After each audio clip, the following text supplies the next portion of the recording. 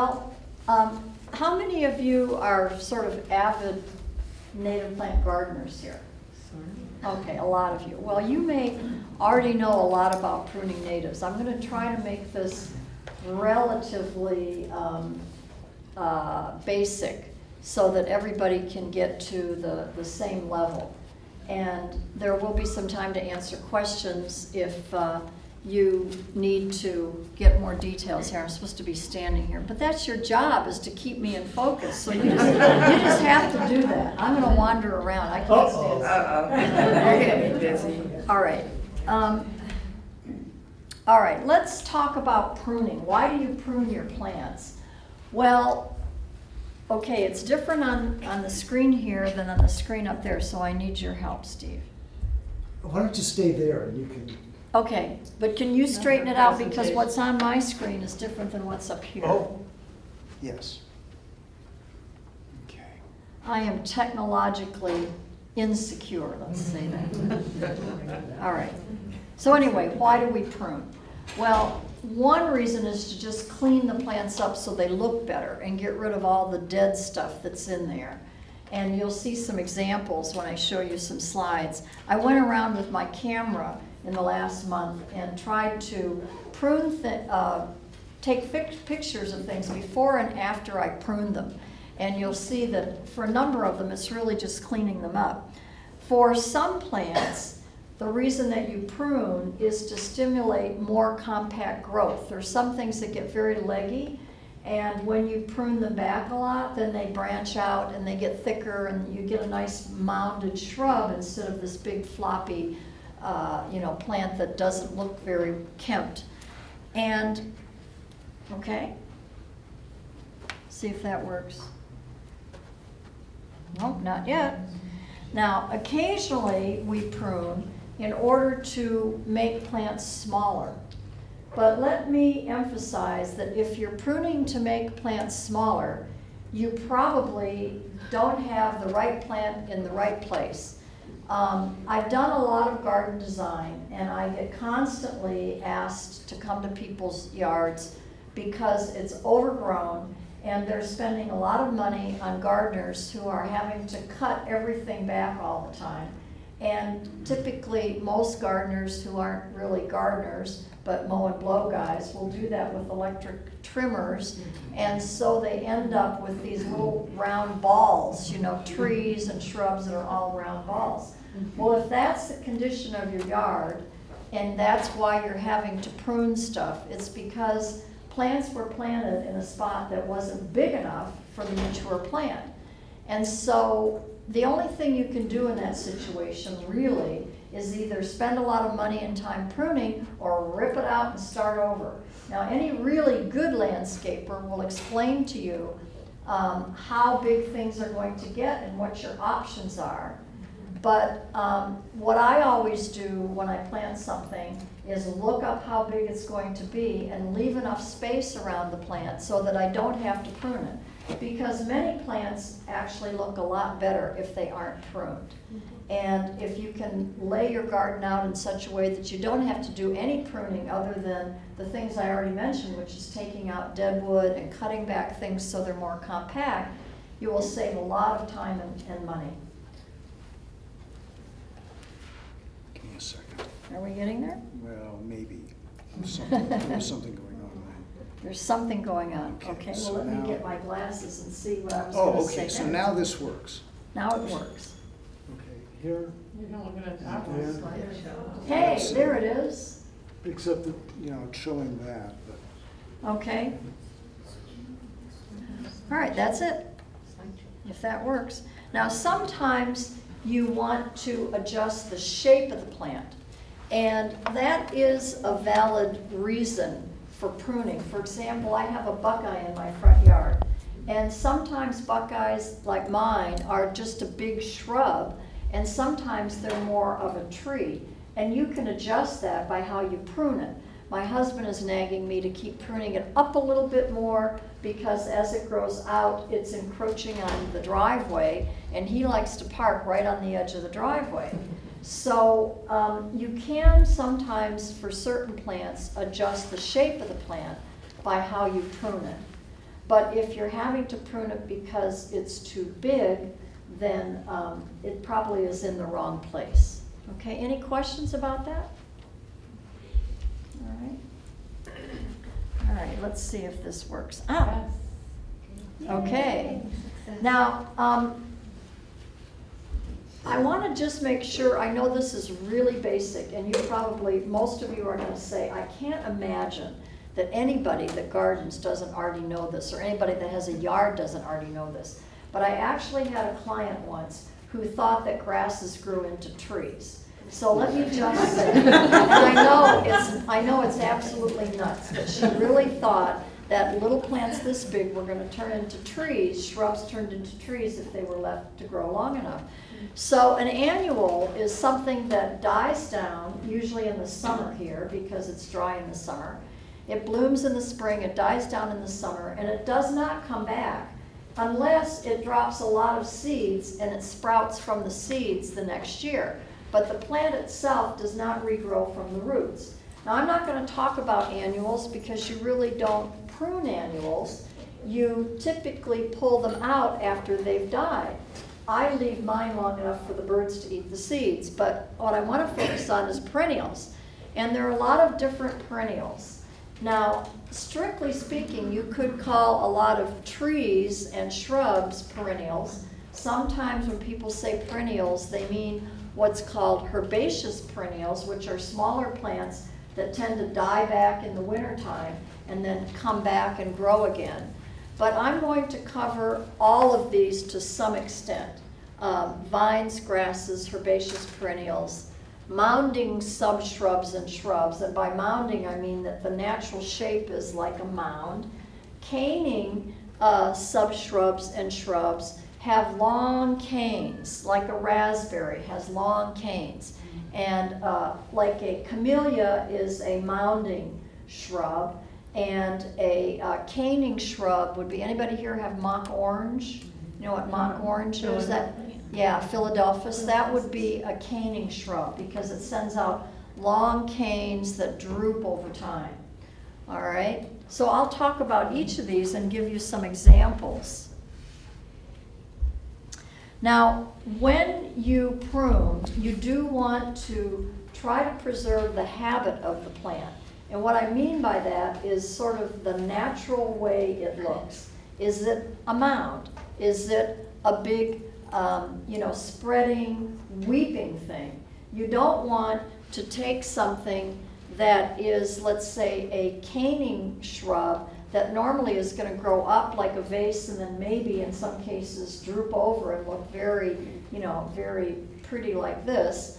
You can't take that kind of shrub and turn it into a nice little round mound. Your mow and blow gardener might do that with his electric shears, but that's not what you want to do. And vice versa, you can't take a mounding shrub that normally wants to grow into a round thing and make it, lacy and droopy and whatever style you would call that, like a caning shrub would. So you want to prune it to preserve the shape of the plant. For example, there are some ceanothus that are what we call mounding, and they kind of grow, they stay low, but they kind of, grow in mounds. And as they spread out big, like a Joyce Coulter would be like that. As they spread out big, they kind of, it looks like a wavy ocean of green. Well, you want to preserve that because that's the essence of the plant. That's the habit of the plant. You cannot keep a tree small. Now, on the other hand, I belong to the Rare Fruit Club, and one of the things we do is keep our fruit trees really small. But that's because we want the fruit, and it no longer really looks like a real tree because we just prune the heck out of them. But in general, you can't reduce the size of a tree that much. It has a size it wants to be. You can hire somebody to prune it a whole lot, and it'll be smaller for a few years, and then it's going to keep growing and eventually look just like it looked. So you're better off to plan on the mature size.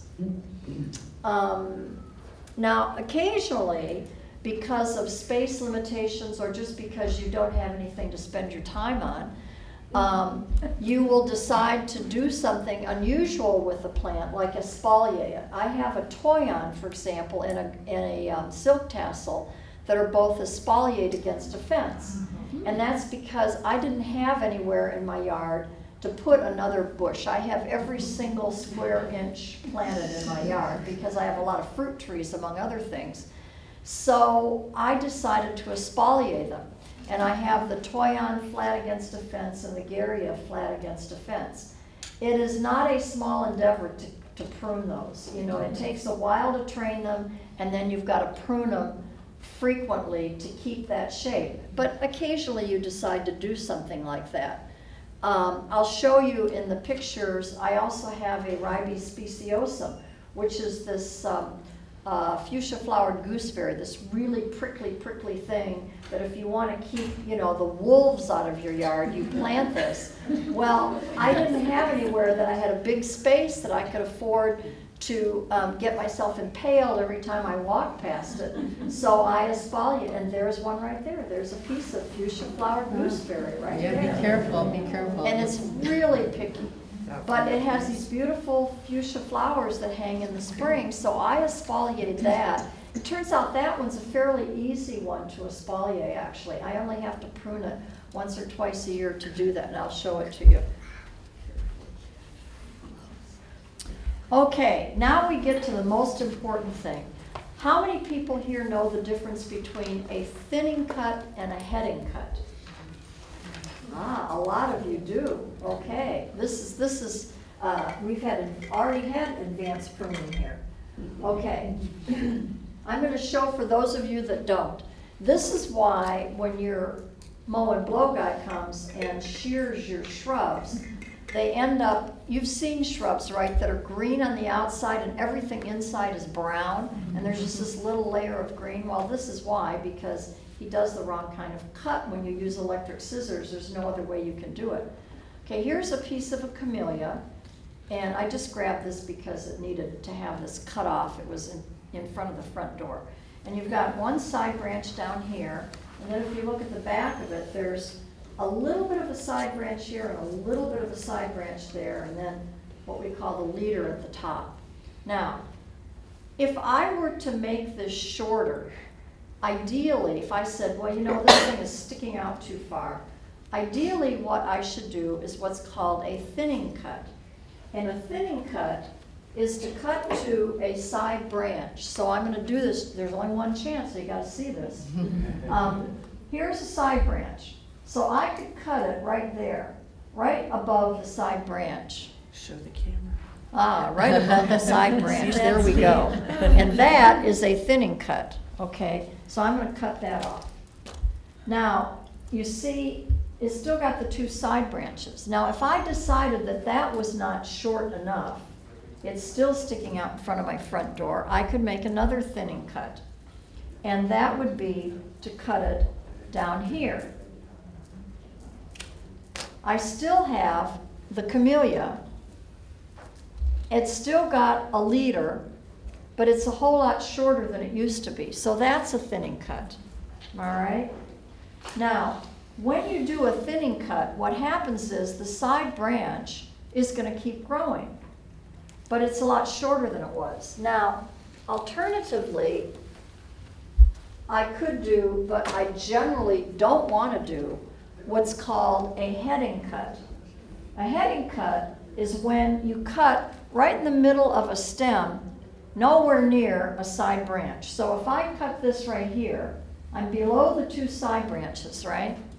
And so if I cut that off, what I've done is I've left this stub. It's basically a stub because there's no side branches right below where I cut. Now, what happens when you do that? Heading cut is a good name because you've heard of the hydra, you know, the head of a hydra. That's exactly what happens here because there are dormant buds on the stem.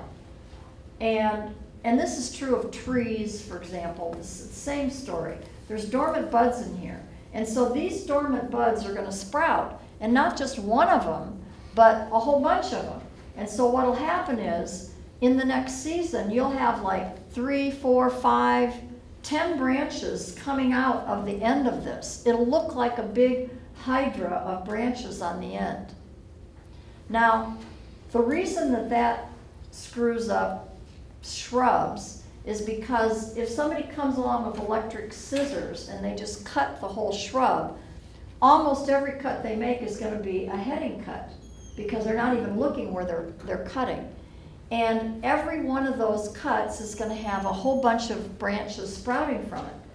And then the thing gets a little bit bigger and you say, oh, that shrub needs to be pruned again. So the gardener comes back and he cuts again with the electric scissors. And every one of those 10 branches now turns into 10 more branches. And where you had one branch originally, you now have 100 branches, which makes it so thick that no light gets to the inside of the shrub. And that's why everything inside is not really dead, but a lot of it is dead, and all the leaves disappear, and there's only green on the outside of the shrub. So the only way to avoid that is to do it by hand. That takes a lot of time and costs a lot of money. So most gardeners never do that unless you hire somebody, you know, like a student from the Foothill Horticulture Program who will come, and for their many hours that they have to put in to get their degree, they will prune your shrubs. Or you can hire somebody that is, what do we call it? There's a name for a person who knows how to do that kind of pruning. Fine gardener. Pardon? Fine gardener. Fine gardener. You can hire a fine gardener. They're not as cheap as a mow and blow guy, but they know what they're doing. Okay, so that's the difference between a thinning cut and a heading cut, and you always want to make thinning cuts. So here's the quiz. Let me give you here a quiz. Okay. How do I make a thinning cut on this branch? It's too late, right? Yeah. You can't. So if this branch, this was sticking out in my driveway just before I came. If I wanted to shorten this, the only thing I can do is cut it off at the very beginning, cut the whole branch off. Okay? So that's the story. If I cut it here, I'm going to have a whole bunch of branches and it's going to look awful. Now, there are a couple of really good books. How many people have heard of Cass Turnbull? If you ever have a chance to hear this lady talk, she's an absolute riot. She is totally funny. And she really knows her business. And she has an organization, or she used to, called Plant Amnesty. And you can go online at plantamnesty.org, or maybe it's .com, and you can look at all the pictures she has of the horrible pruning jobs that people have done on shrubs and trees and everything else. And she goes in laborious detail through every kind of plant and exactly how to prune it in here. And she gives, she classifies plants into these same categories that I have in terms of caning shrubs and mounding shrubs, and shows you heading cuts and thinning cuts. But you can look up, you know, hydrangea or anything you want in here, and it will tell you exactly how to prune it. It's called Guide to Pruning by Cass Turnbull. Now, if you really like trees, She should go to PG&E. pardon? She should teach Yeah. PG&E. Well, actually, that's what got her going. You see, she was so upset. I think she's from Portland, and she was so upset at the way the city workers were pruning the trees that she just went on this one-woman campaign and started this organization, and she actually has now ended up doing training for the city maintenance people, I believe, in Portland.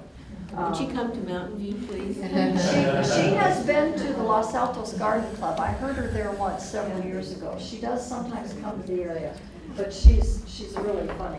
Now, if you really want to understand about trees and sort of everything in the world about pruning, this is a rather scientific book by Alex Shigo, S-H-I-G-O, called Tree Pruning, and he's a professor somewhere or other doing research, and he's taken all these amazing trees where he's cut the tree open some years after it was pruned properly or improperly, so that you can see what actually happens inside the tree and how rot gets started, for example. So how many of you know about tree collars, for instance? Okay. You know that at the base of a branch, I'll just tell you briefly, because he talks about it a lot in this book. Here's a little side branch, and you can't really see it on this one because it's pretty small. But right at the base of the branch down here, the branch gets wider just a little bit. Every tree does this. If you look right at the base of a branch, it'll be a little bit wider right at the bottom, and that's called the tree collar. And that has in it a mechanism for sealing up the cut after you prune it. And if you cut too flush to the main trunk, you cut off that collar and it won't heal. And if you leave too much of a stub and you cut too far out on the branch, that part will die and then the rot will go down into the tree as well. So whenever you're pruning, and this applies to shrubs as well, it's just that it's not quite as critical because you don't have as big branches.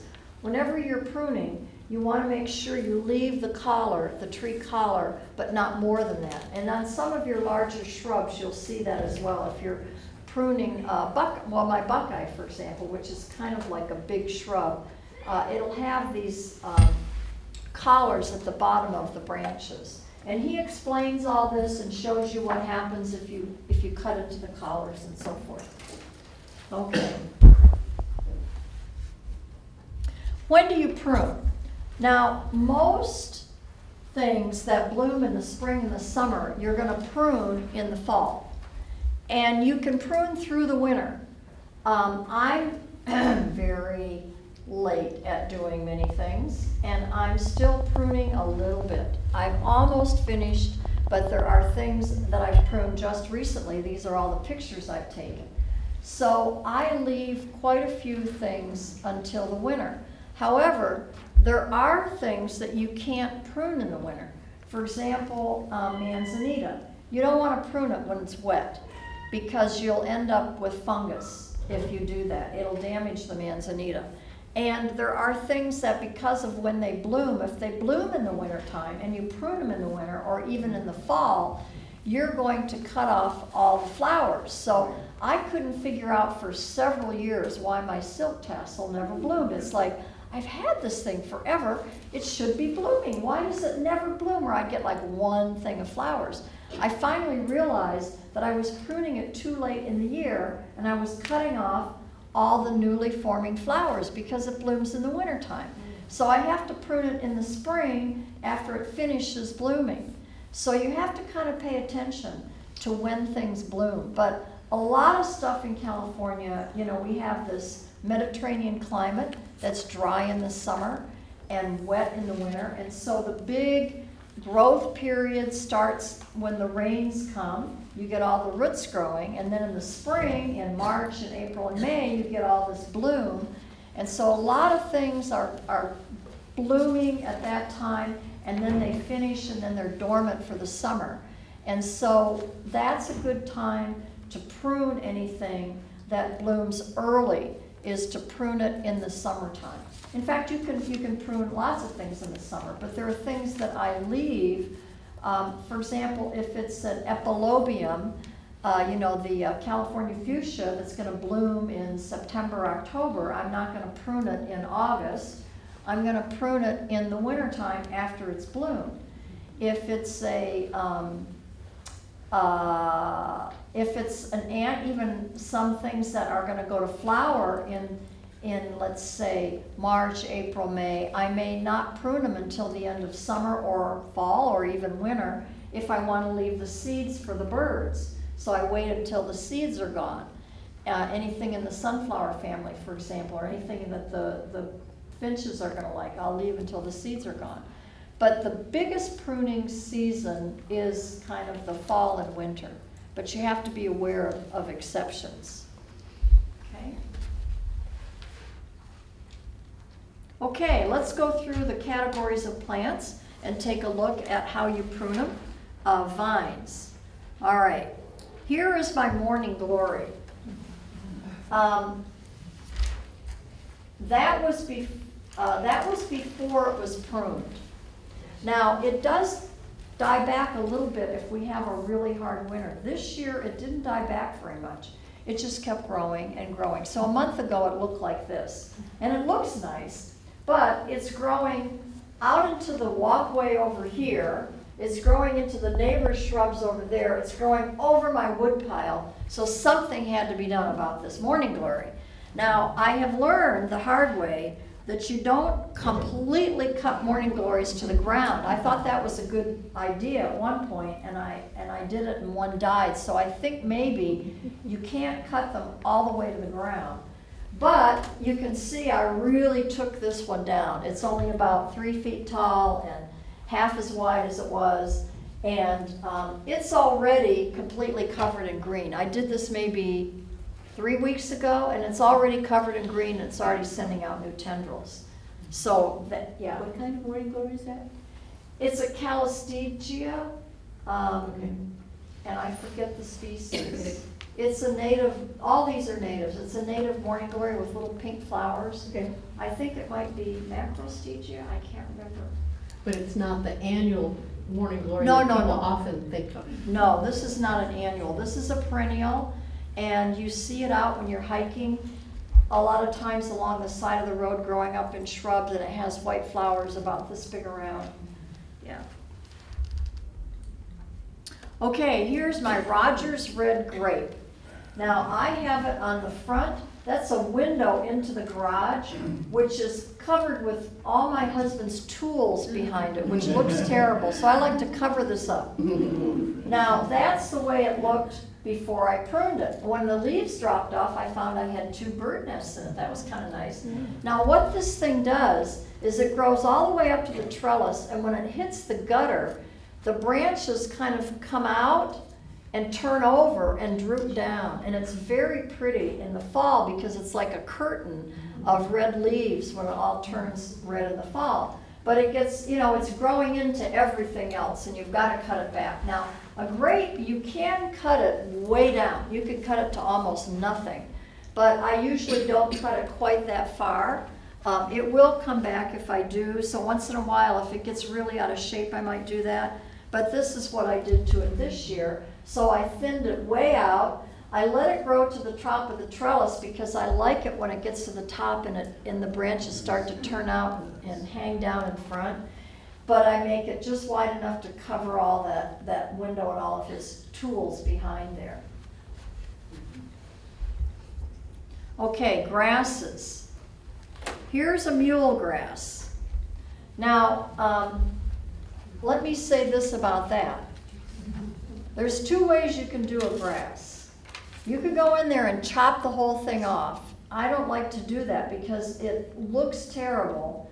And even when it regrows, over time, that the little short, stubs that you leave tend to build up. And after a couple of years, it really looks bad. So I take the long approach, and this is not easy. And you have to either wear goggles or be a little careful of your eyes.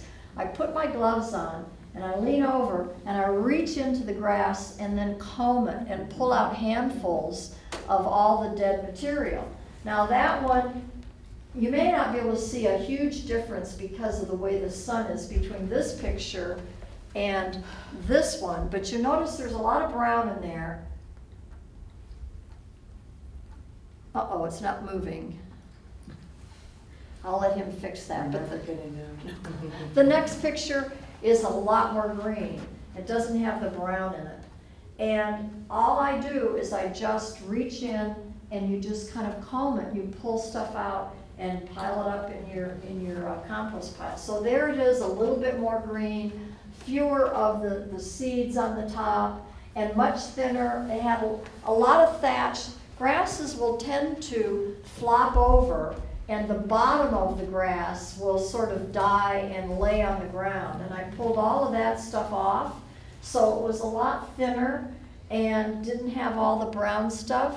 And that just gives room for all the new green stuff to grow. Takes a lot more time. I mean, it takes you 10-15 minutes to do a big mule grass when you're doing it that way. But it looks better and it grows better than if you hack the thing off and leave a stubble. yeah. Do you take the old seed stalks off? Well, when I'm standing there and pulling on it, most of them come off. Most of them come. You can see there's a few left here. Over up here, there's a few left. But most of them will just come off. You see there's more here.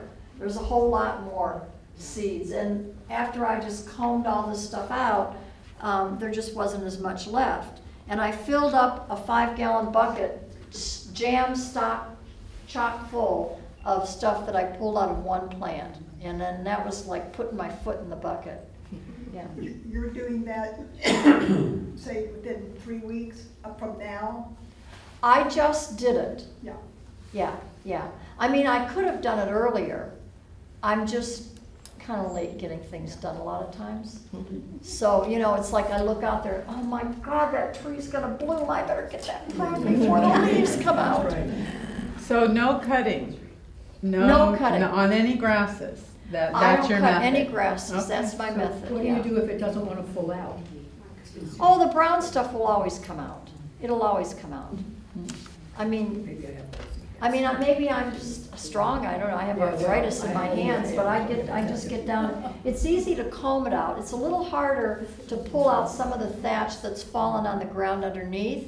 You know, if you lift up the branches, you'll find underneath the grass, there's gonna be stuff that's kind of fallen over and laid on the ground, and that you have to tug on a little bit more to get that out. Okay. Patricia, does the grass benefit from that? It's what? Does the grass benefit from that? I think it's happier. I've asked and it says yes. So I think so. I mean, it's thinner and there's not all that buildup of thatch. I suppose there's probably some creatures that would prefer it left alone, but You know, by getting all that dead stuff out, then the light gets to Yeah. grass, and grass needs to photosynthesize, so. yeah. Okay, herbaceous perennials. These are things that tend to die down in the wintertime. I don't know why it's not changing. Am I doing something wrong? Probably. So you see this menu? Oh, jeez. No, come here, I need to show I you. know, but I can't see without glasses. So if you just use this button Oh, this button's better. and that button, this button right Okay. here, okay? Oh, okay. All right, let's do perennials. Okay, Hooker's Evening Primrose. There's actually one over here in the raffle. Now, this is not strictly speaking a herbaceous perennial. It tends to act more like a biennial. And it gets about this tall, but if you have like 10 plants of this, maybe 4 or 5 of them will come back as a perennial, and many of the others will die, but it drops a lot of seeds, and you can populate an area with it. I've got a couple areas that I put a few plants in, and now I have a lot of them. It also tends to migrate a bit because the seeds blow in the wind, and you plant them here, and then the next year they're over here. But anyway, it's a very showy plant, and it has great big yellow flowers. It grows about this tall, depends on how much water it has and how much sun and shade, but it has big yellow showy flowers on it. But it dies down in the winter. It all turns brown, and then the ones that do survive as perennial will sprout with new green growth in the spring. So here's one growing against the fence here, and if I go over on this thing and just grab the branches and give it a little bit of a tug, if it's not going to come back, it'll come right out. If it's going to come back, if the root is still there, it won't come out. And in that case, I just cut it off right, this much above the ground, because it'll get all new leaves. So there's some herbaceous perennials, quite a few, that you cut down essentially to the ground.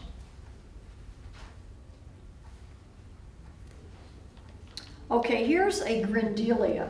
This one happens to be camporem, and that's very tall. If it's happy, it can get like this big, and it's in the sunflower family, and it has big yellow daisies on it.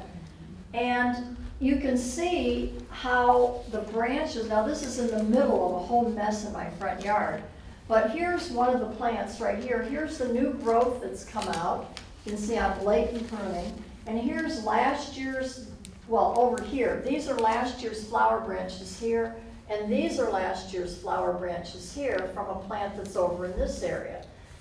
And all those branches get cut off. I cut it right down to about this tall. Now if I get it before it starts to sprout, I can go almost to the ground, but this one had already started sprouting. You can see some more green growth there, so I'm just gonna take each of those branches and follow them down to the bottom and cut them off. And that all goes in the compost pile. So here's a look, closer look. Here's the new growth, and there's some of last year's big tall branches, and they all come off. And after it's cut, you can't hardly even find the plant because it's in the middle of a bunch of erigeron and other stuff. This is the plant right here. That's it right there, okay? All right, now let's talk about mounding shrubs and subshrubs. A subshrub, correct me if I'm wrong, we have experts here, but a subshrub, I guess, is something that's, sometimes people would call it a perennial, but strictly speaking, I guess, there are some things that are a little bit woody. I guess what makes a shrub is woody. So there's things that are a little bit woody that aren't very big, and they call those subshrubs. You might call it a perennial. So let's look at some of those. Okay, here's one. This is a monkey flower. Now, again, it's in the middle of some other stuff, so you have to follow the branches here. Here's a branch, and here's a branch, and it goes up there and goes up there and comes over here. These things tend to grow a lot, and you know, some of the branches get quite long, especially if you have it in conditions that it really likes, where it has a little bit of shade or a little bit of water. You're going to get some big branches. Monkey flower you can cut back a lot, and so I cut this one back to about, I guess, about 6 inches. So I cut off all those long branches and just left some of the green growth at the base. I did leave a stub here. This is a heading cut, and I left a stub right there. That's a heading cut. That may or may not sprout. If it doesn't sprout, I will come back and cut that off, but it may get some sprouts along it. So monkey flower you cut back a lot, and again, sometime in the winter. And usually they'll come back. Occasionally I lose one. Would you do the same thing with penstemon? Yeah, you cut back all, well, on penstemon, it depends on the type of penstemon.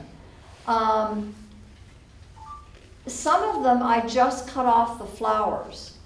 Some of them, like I have a centranthifolia, and that's the bugler or whatever, I only cut off the flowers on that one. Sometimes if they get kind of leggy, and I can see that there's some new growth that's going to come at the base, I might cut off a longer branch to force that new growth to come out.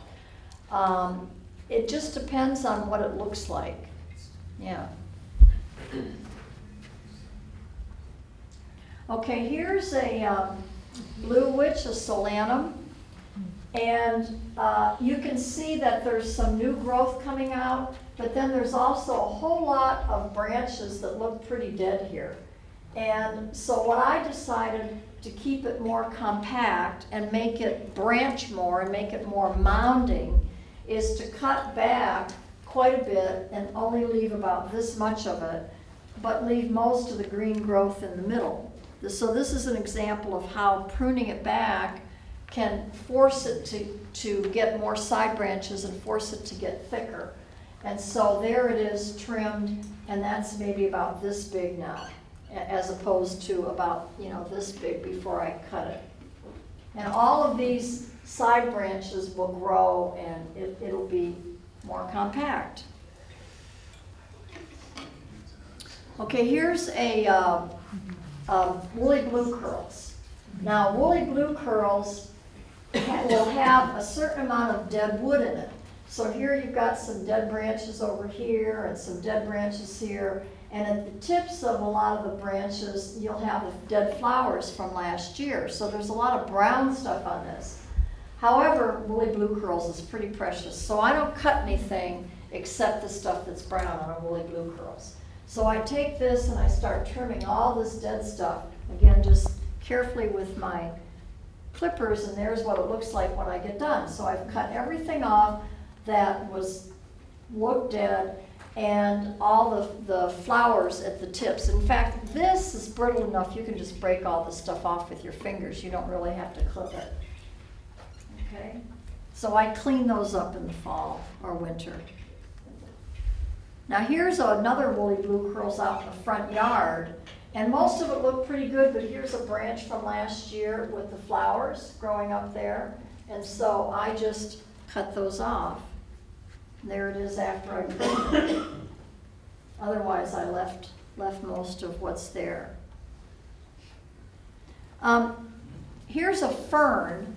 I don't have a before picture because I forgot to take one, but on ferns, pretty much everything gets cut to the ground, except on my giant chain fern. And there, if the fronds still look nice from the previous year, I'll leave them. But a lot of them get very damaged and brown from the cold, and so then they'll get cut off. But I usually leave a few of the fronds on my chain fern. But this is a deer fern, and I have a 5-fingered fern, and those just get cut pretty much right to the ground. You know, they're gonna only be about this tall when I cut it all off. That means you have to cut it before the new growth comes out. Yeah, well, this one I didn't cut before the new growth came out, so then I had to kind of go in here and cut all the old stuff off. Ideally, I should have done it earlier. That was another one of those, oh geez, I better get out there and do that. Okay, here's a buckwheat. This is the fasciculatum, the narrowleaf buckwheat. And this is a plant that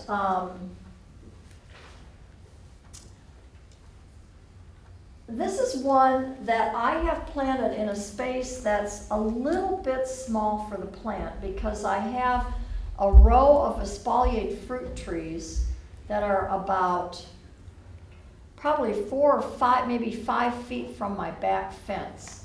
And it's behind those fruit trees, up against the fence. And you probably could get away with, if you had a little bit bigger space, I could get away with just cutting off all the spent flowers. But what I have been doing with this, and it seems to work just fine, is to just whack the heck out of it every winter and get rid of all the spent flowers and get rid of some of the growth. And you can see how I cut it back. And it does just fine when I do that. So this is maybe an exception to the rule because obviously all those cuts are heading cuts. I'm not in there, you know, checking everything. I'm just whacking it back. So I whack it down. It gets about this big every year, you know, and about this tall. And I whack it down to about half the height and half the width. And it does very well that way. Okay. When does that bloom? Well, it could be that, I don't know exactly, because it could be that the blooming is affected by my pruning it. Because it may bloom a little later because I prune it. Oh, just affect the time that it blooms? Because I just pruned mine. Yeah. And I thought, what if I cut off all the buds? I never, sometimes you can't see the buds, you know? Yeah, I think that that's probably the case. I just pruned this maybe 2 weeks ago, and I'm guessing that it may cause it to bloom a little bit later, but it blooms in the springtime. In the springtime. Yeah. The other thing I noticed about mine is that it was getting kind of very long branches and kind of empty in the middle. Yeah, And I yeah. saw a lot of growth coming up there. Yeah. And so I thought that was another reason to prune off those long branches to encourage Yeah. that new growth to come up. Yeah, 'Cause yours that's is right. nice and full. Yeah, when I cut it back like that, you do get more light in the middle, and it does grow more from the inside that way. Mhm. Yeah. Okay, here's here's an Encilia farinosa. I got the seeds from Tilden, and it's actually more from the desert. It's a desert plant.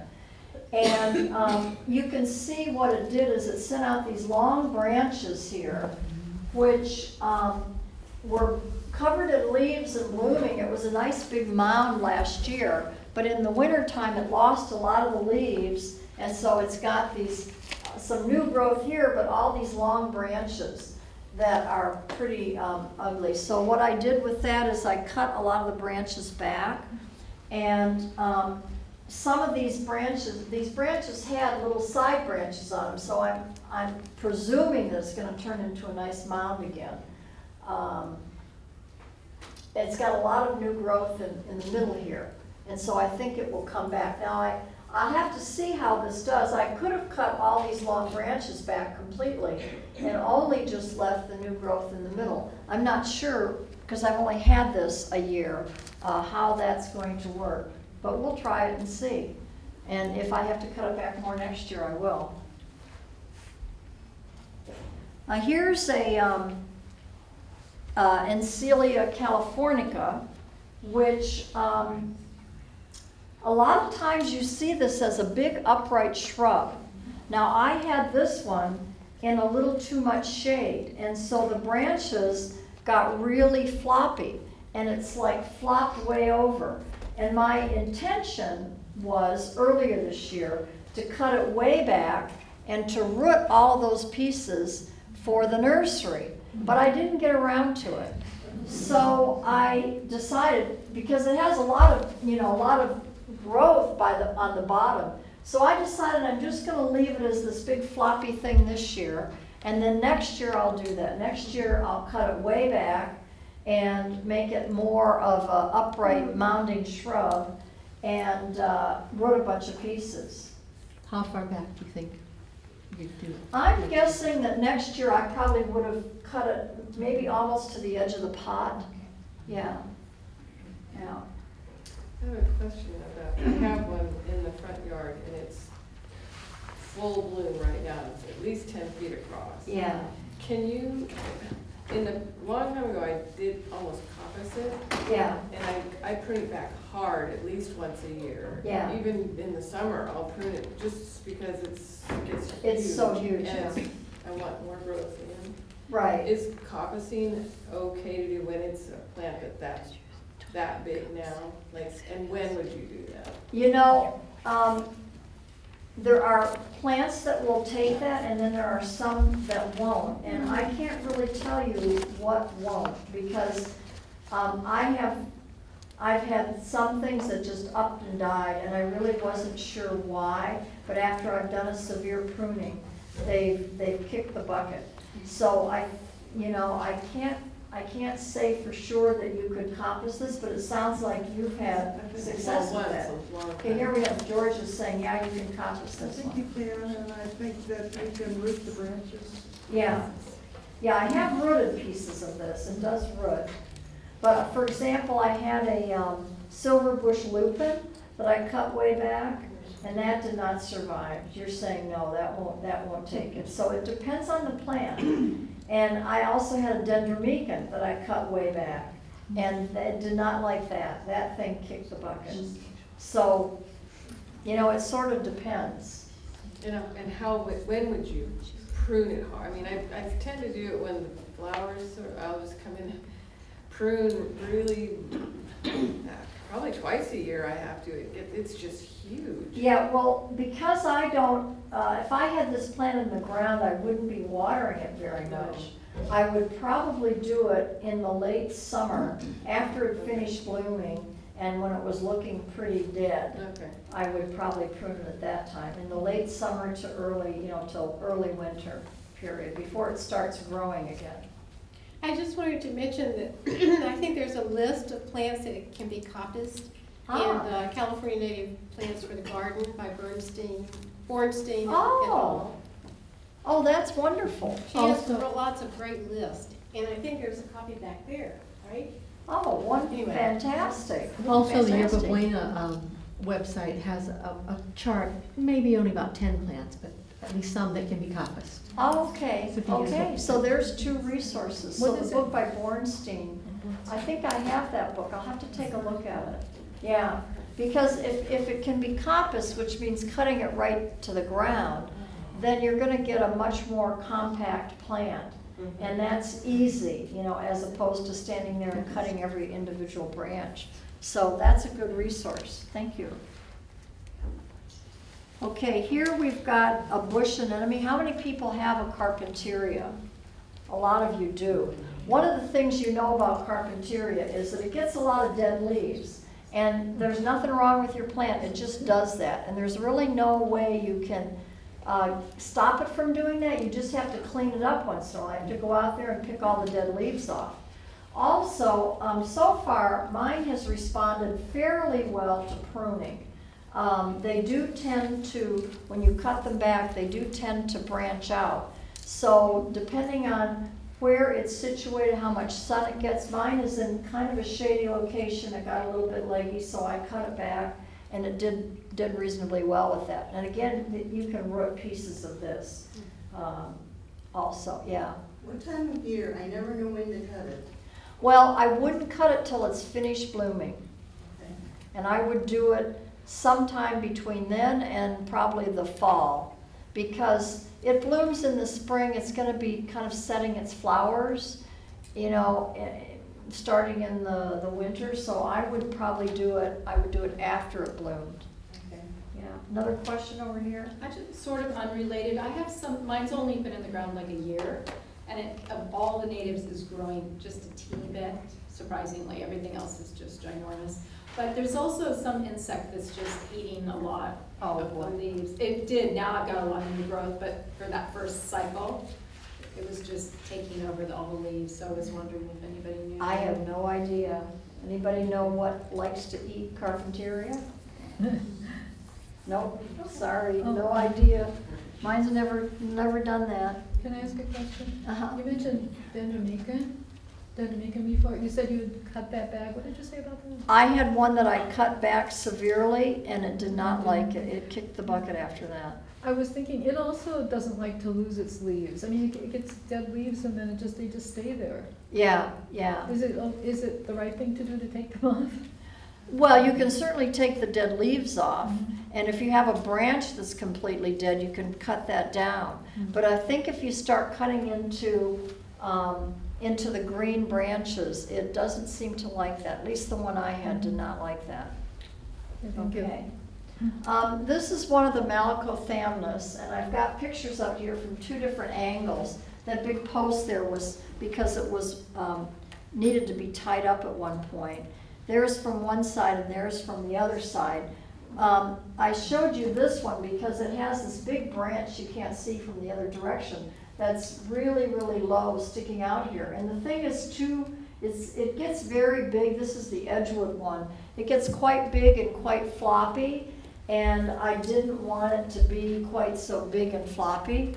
So what I did was I pruned it, and there it is pruned. So I've cut it down to about 3 feet tall. I've taken off that, there was a big branch going further out this direction. I took that off. I cut a lot of branches back. I tried to cut, in most cases, like here, there's a little side branch there and a side branch there. So I tried to do all of the thinning cuts and not the heading cuts to it. So that has to be cut back every year. Yerba Santa, I planted one. This was in a spot originally where it didn't get enough sun, and it got really tall. It just got one big long branch. So this is an experiment. I have cut it way down, and we'll see what happens. There it is, and it's only about this tall now. It has a bunch of little green buds coming on it, and we'll see what it does. Is that a shade plant? No, you usually see it in really hot, sunny places. You know, you see it when you're hiking on the sides of slopes where there's like no water and hot sun and so forth. So we'll see. But then if you read in Jepson, the description of where it likes to grow is a little different than where I've seen it growing. So, you know, this is one, I have a lot of things that I've had to move because I put them somewhere the first time when I get it. I read in Jefferson, I try and figure out what conditions, and I read 2 or 3 other books if there's anything about it. And then I'll put it in what I think is the ideal spot, and then it doesn't grow. And so then maybe after a year or 2, I move it somewhere else, or it dies and I get another one and I try it somewhere else. So I've had a number of things that I've had to experiment with to figure out where they grow. Once you finally figure it out, then you remember where you've seen it out hiking, and it's like, oh yeah, that's why. You know, it's exactly in those conditions that it really is happiest. But sometimes it's a little hard to figure that out. You know, ceanothus or manzanita we can all grow, but not everything else. Okay, caning things. Here's a justasiya. This I got from the desert. I don't even know the species on it. It has these long branches with these interesting red sort of fuchsia type flowers on the end. But you can see there's a lot of dead growth over on this side. Now I debated about leaving the dead growth because it gets really white and it's kind of pretty, that the whiteness of the branches. But in the end I decided to take all that out, and here it is after I pruned it. So I've just left the green stuff. By the way, even though I have really good drainage in my yard because I'm on this alluvial fan in North Los Altos that comes down from the mountains, I've only found one place in my yard that desert plants do really well, except I have a mound in the front yard and they like it on the mound. But this is right up against the house under the eaves where it doesn't get a lot of water because it's got this overhang, where it's a little protected from the cold in the winter, just a little bit of protection, and where it's hotter than heck in the summer because it's against this completely south-facing wall, and all my desert stuff is done really well there. Again, this is like after trying things several other places, because you know, you read in Jefferson, it says full sun, so you put it out somewhere in the full sun, it dies. It's like, why? Okay, mock orange, Philadelphus. It's another caning shrub that throws out these big branches. I really like mock orange. However, left to its own, this is an example of how, you know, I'm doing what I shouldn't do. What I should do is have a spot that's 10 feet around, because mock orange would like to be 10 feet tall and 10 feet around, right? But I don't have a 10-foot spot in my yard unless I rip out like a whole entire flower bed. So here's what it did last year. It threw out all these big long branches that are up above the fence. Well, these branches, it's kind of at an angle here, but these branches are like to the top of the fence. They're 6-7 feet tall. And there's no room for that. So here's what I've pruned it to. I've cut it down. It's about this tall now. And I tried to take advantage of the habit of the plant. So it likes to do this arching branch thing. Now there are a few places here where I've left stubs. And having done this several years in a row, I know that what it's going to do is it's going to send out little side branches from those stubs. And those side branches will be weak enough that they'll tend to droop over and have the same habit. And then some of the other branches I've pruned, like this one, to have that same habit. So I try to prune it in such a way that it keeps that arching look to the plant. And I think I might have even taken a picture. Here it is today. This was just about 2 weeks ago, maybe 3 weeks ago that I pruned it. And there it is today. And you can see it's only about this tall. And it's got, you know, that arching look to it. And so that's one of the plants that I treat it in a way that it really wouldn't like to be treated, but it works okay. I do the same thing with calycanthus. I have a calycanthus, and that wants to be huge. And I do have a big spot for it, but it would like to get even bigger. And so what I do with the calycanthus and what I do with the red twig dogwood is I cut out all the old branches every year. So I go in and I cut out the biggest branches on the calycanthus. And the red twig dogwood, as the branches get older, they're not as red. And I like to use them for flower arranging. So I want to keep it reddish. So I cut out all the big old branches every year and just leave the new baby ones. And that way the whole plant doesn't get as big and the dogwood stays redder. There's your speciosa in the background that's It is, it's on the fence there. Yeah, and there's the speciosa. Okay, and that's a spoliate. Now, That's beautiful.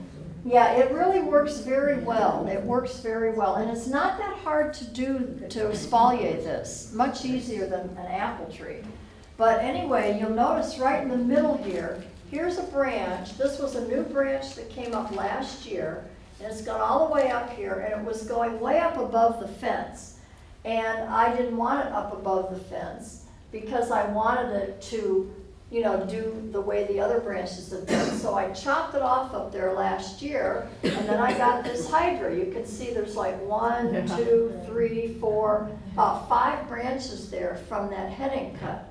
So what I did this year is I went in, there's that hydra of all the branches from the heading cut, and I went in and I took 2 of them and bent them sideways to go on the next layer of the wire. And then I cut a lot of them off here, and every year I cut many of the side branches off to turn them into just little branches with flowers but not getting any longer. And then I cut the other 2 at the top of the fence. So, you know, that's something that I'll have to do more pruning on this for a couple of years, but eventually it will, it'll look like this. I mean, I've just done that. So you can see what I do is I keep the long branches, but then I have little side branches, and the side branches I cut back every fall. And that's why I get so many flowers on it, because I keep cutting the side branches off, and it works. So this isn't too hard to exfoliate. Is that in the sun, bright sun? No, it's not in the bright sun. It gets some. It's not. It's like broken light. It's behind a persimmon tree, and it's actually reasonably shady. Yeah, it gets kind of broken light through. In the wintertime it gets more because the trees don't have leaves, but it's behind 2 persimmon trees that are further out from the fence. Yeah. What about the Philadelphus, which seems to be just... The Philadelphus is underneath a persimmon tree, so it's again sort of filtered light. Yeah, but it's more shade. I put a Philadelphus in the bright sun in my southern exposure, and it didn't like it there at all. No, they need more shade than that. But it said on the tag, full sun. Yeah, well... But it was a microphalia, I think, or something like that. It was supposed to be small. It was supposed to be a small plant, but it said bright sun, so I put it in the bright sun. Yeah, no, they want some shade, and I have mine underneath a tree. Okay. Yeah. Sometimes I think they mean on the coast. That's possible. That's possible. And full sun on the coast is part shade and maybe a little water inland. Okay, tree-like shrubs and trees. Okay, my elderberry. Now, you know, if you have an elderberry, you see these shrubs out when you're hiking. They don't grow like that in your yard. They turn into enormous trees, and I don't really want an enormous tree. So I do major surgery for my elderberry every year. I basically cut off, I do a lot of pruning. I cut it off so it's not so high. I thin all the branches out. One year I got mad at it and I cut it off 2.5 feet from the ground. I mean, you can murder an elderberry and it will come back. You can coppice it and you'll get a big shrub every year. So this is one place you can have a lot of fun pruning. You know, you can do whatever you want to it and it's gonna come back. And I keep it a small tree by just pruning it a lot. How old is that? This is probably 15 years old. Yeah, yeah. But I mean, I really do hack it a lot, and I cut out major branches of it. And like I said, one year I just said, that's it, and I whomped it all off. I did the same thing to my fig tree. You can do the same thing to a fig. I cut it off about this tall one year and made a whole new top to it. Built a whole new top on the fig tree. Is it too late to cut back that elderberry, say down to 2 feet? It's starting to put out leaves. Well, it would have been good to do it earlier, but I'm guessing it would survive that because they're just really strong. Okay, here's a toyon that I have espaliate. It doesn't like that. And so it sends out all these branches from the base every year. So I have to cut all this stuff off. And there it is, all cut off at the base and just pruned up on the fence. But like I said, I don't, here's the trunk, I don't have room to put a toyon anywhere. I mean, if I took out some of the fruit trees, I could, but I don't have room, so I have it espaliate. And the birds like it, and it's pretty on the fence. Makes a green backdrop to the fence. Okay.